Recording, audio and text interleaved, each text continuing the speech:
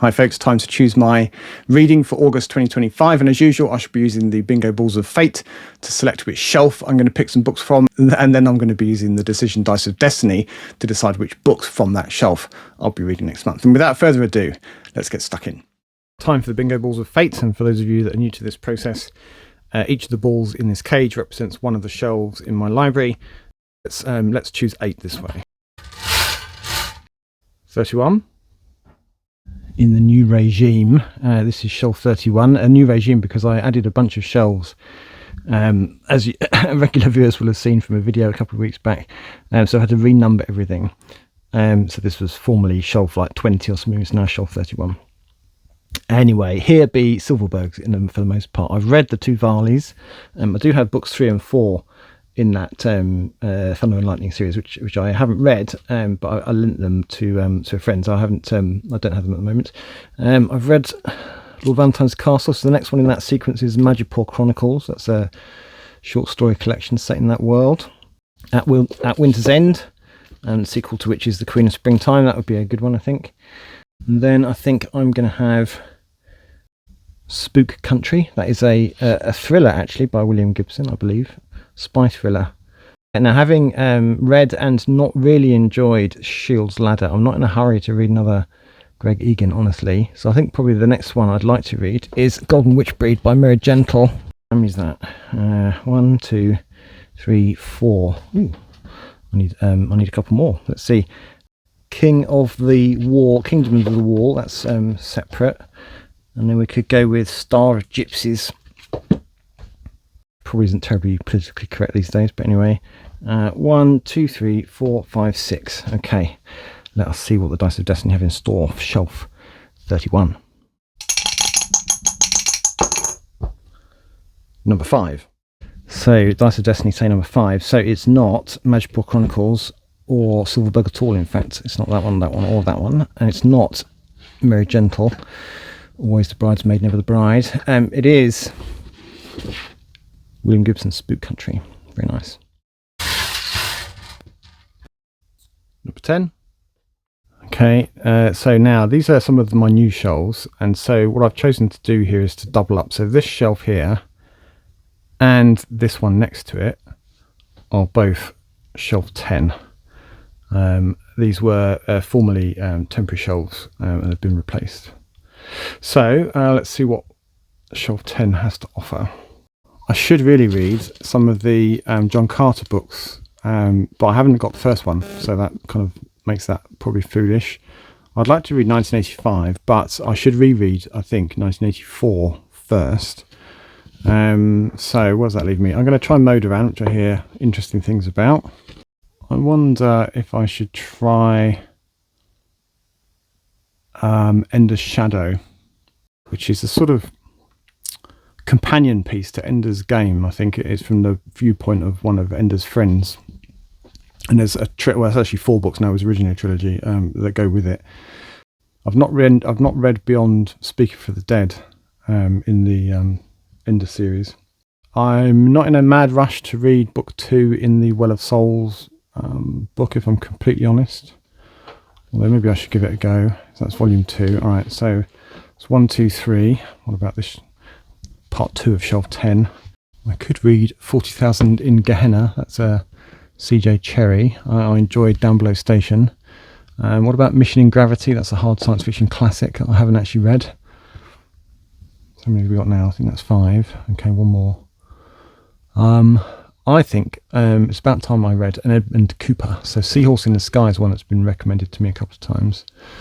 So I think that's 6. 1, 2, 3, 4, 5, 6. Yeah, 6. Okay, let's see what the Dice of Destiny have in store for shelf 10.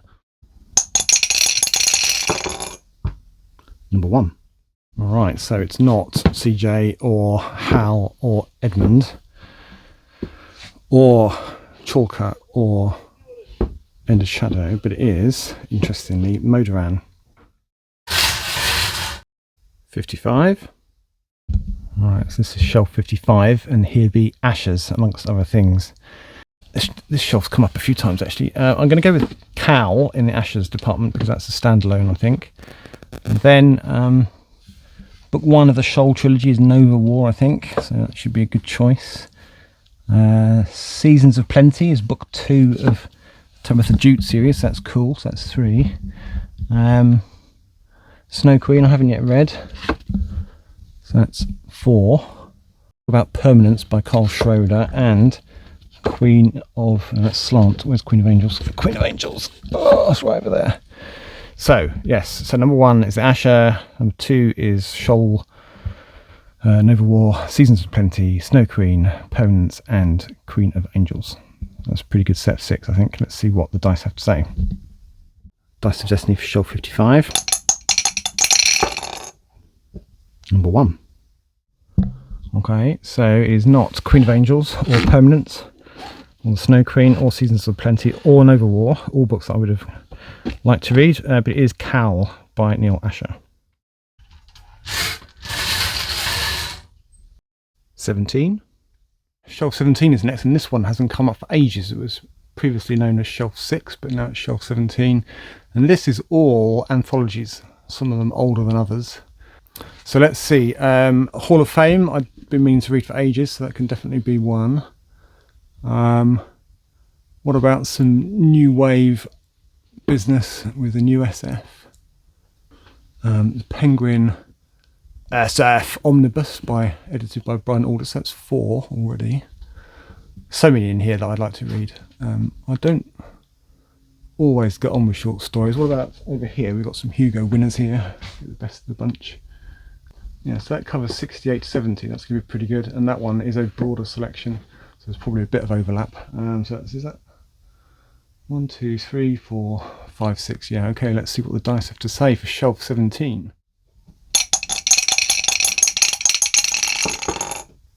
Number 1. It is not either of the Hugos, which is a bit of a shame. Where's the next one? It's not the Penguin Science Fiction Omnibus. It's not the New Wave guys, but it is Science Fiction Hall of Fame, Volume 1.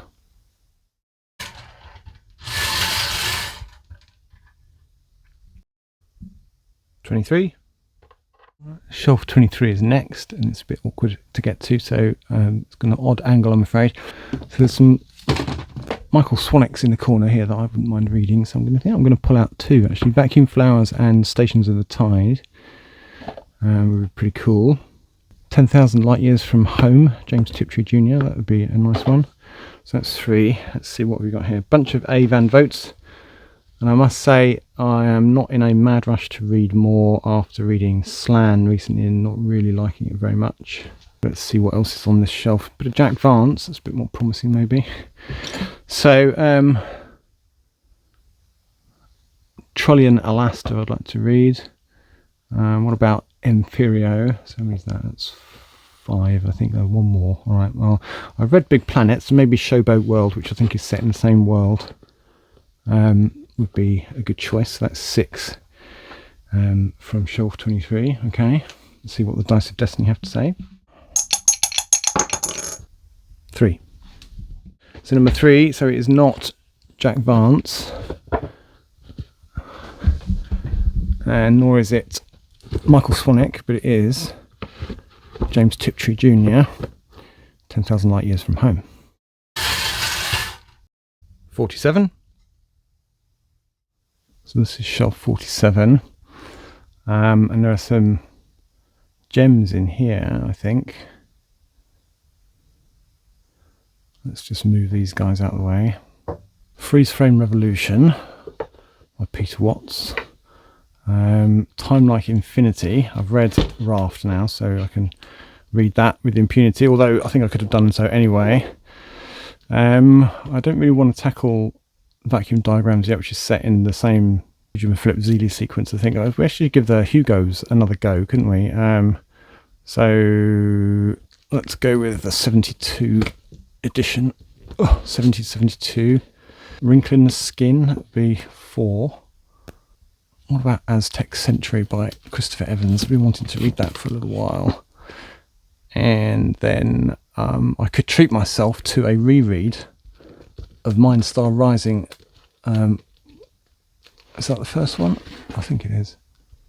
So, Peter Watts is number 1, Bax number 2, The Hugo's number 3, Wrinkle in Skin is number 4, Aztec is number 5, and Greg Mandel, book 1, Mindstar Rising, is number 6.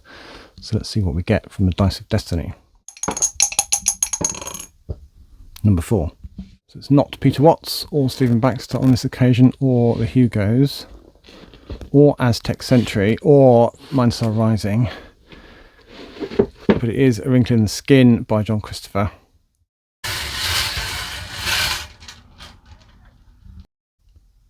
'53. Shelf 53. Doggerland I'd like to read immediately. Dark Shepherd's a new one. It's a space opera. I think North Wind is the sequel to White Queen. If it's the wrong one, I'll choose the correct one if it comes up. So it's 1, 2, 3. Macro Life by George Zabrowski. Could be 4. What about Little Machines? That's meant to be pretty good. So that's 1, 2, 3, 4, 5. I need one more. Okay. Okay, well, why don't we go back up here to Saturn Rook, which is Robert L. Forward. So it's going to be 1, 2, 3, 4, 5, 6. Okay, let's see what the dice have to say for shelf 53. Number 2. So it is not Robert L. Forward or Fred Gambino or Little Machines or Macro Life or North Wind, but it is Doggerland by Ben Smith. Last one now, I think, from the bingo balls. 51, quite a few in the 50s today. Okay, shelf 51 is over here. So, Vanished Birds maybe. Oh, I did hear that described as the Vanished Turds, which isn't terribly complimentary. Rosewater. The Water Knife, I hear really good things about. And then what about The Alteration by Kingsley Amis, another one I really like to read. So what have we got so far? Vanished Birds, Rosewater, Water Knife, The Alterations, that's 4. And then, what about The Labyrinth Key, and then for a bit of light relief perhaps, just before Constant Rabbit. 1, 2, 3, 4, 5, 6. Okay, let's see what the dice have to say. Number 5. Okay, so it's not Vanished Birds or Rosewater or Water Knife or The Alteration, which is a bit of a shame. It's not The Constant Rabbit, but it is The Labyrinth Key by Howard Hendricks. So let's take a quick look at all of those in no particular order. We've got Neil Asher's Cowl, which I believe is a standalone novel, a singleton, not part of his Policy universe or any of the other series that he's done. And, you know, it's going to be space opera type fare. And I've read a few of his earlier books and enjoyed them back in the day, but never felt a strong desire to pick any more up since then. So this will be a return to Neil Asher for me. And in what I suspect will be quite a change of scene as David Bunch's, is it Bunch or Brunch? Bunch. David R. Bunch's Modoran, which I think is like a, I don't know if they're short stories exactly, but vignettes, and it's meant to be a little bit out there. It's from 1970 something, 71, and then the stories were from over a period of 10 or 15 years prior to that. So Modoran, which allegedly is very good, is certainly quite difficult to get hold of these days. And then we've got some short stories from James Tiptree Jr., 10,000 Light Years from Home. I don't think I've read anything by James Tiptree Jr. This has been my first foray into her work. James Tiptree Jr. obviously is a pseudonym for Alice Sheldon. Good. And then I've been meaning to read this for ages. So it's the Science Fiction Hall of Fame. It's an anthology edited by Robert Silverberg, which contains some classics, I'm led to believe. Looking forward to reading that, or at least some of it. I won't feel obliged to finish it. Same with the James Tiptree, actually. I shall read what I fancy from it at this point, and then I might finish them, or I might just move on. We'll see. Then we've got The Labyrinth Key by Howard Hendricks, which is on the Broderick and DeFilippo list, and I don't know much more about it than that, really, but let's see. The race is heating up between the US and China to develop a quantum computer with infinite capabilities to crack any enemy's codes, and yet keep secure its own secrets. The government that achieves this goal will win a crucial prize. No other computer system will be safe from the reach of this master machine. So that's from 20 odd years ago in 2004. Then William Gibson, Spook Country, which I think I'm right in saying is a spy thriller, pretty much a straight up spy thriller.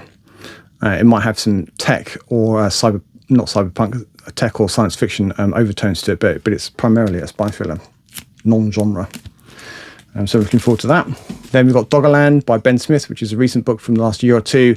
It's set in a sort of decaying future where an old man and a younger man are left to maintain the wind farms offshore off the coast of England when the rest of society's gone to pot long ago, I gather.